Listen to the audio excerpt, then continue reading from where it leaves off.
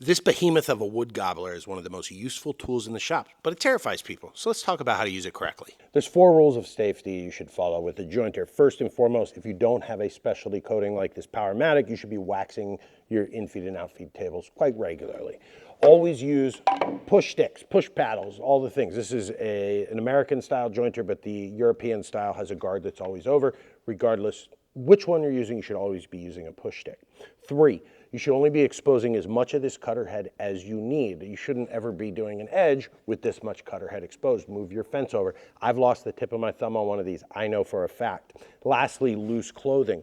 When your guard is in place, the cutter head is still spinning right here, and there's a gap where clothes can get in there, and you don't want to get sucked into one of these. All right, first let's talk about how to use it and where to stand. If you want to learn how to set one up, I published a video yesterday about how to set one up safely. The way that they work is it references off an outfeed table to give you a perfectly flat side. Your cutter head is the exact same height as your outfeed table, so it eats away material from the infeed side. Now, this is something that I see taught incorrectly all the time.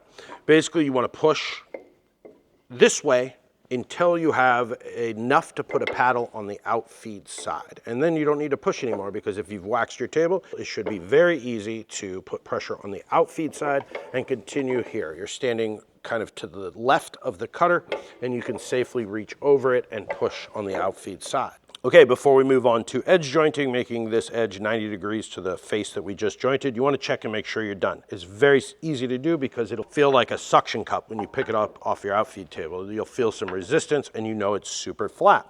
Now, if you have a board that is twisted, so it's lower on this corner and lower on this corner, it's very easy to do. You just need to take a little bit of a different approach, which is as you come over your outfeed table, your pressure stays on this side.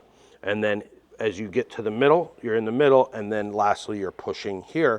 And that'll ensure that you get a flat board without losing too much material. Let's do our edge. Okay, edge jointing is more of the same with a few differences. You can move your fence over to expose less cutter, but you're gonna do the same thing. A lot of times people would do this with their hand on the top of the fence, making sure that you stay up here. This is actually how I got my thumb, is I didn't lift my hand up on too tiny of a board. I shouldn't have been doing it.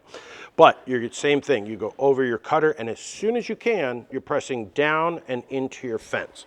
You can use push sticks just as easily, and certainly would be in your benefit. Lastly, there's 2 things left to do. One is to check it for square, try and look cool when you look into the camera and be like, oh yeah, it's square as shit. And lastly, we got to put our little Jesus fish looking thing indicating that these are flat and square. And hey, follow us if you want to get more great woodworking tips.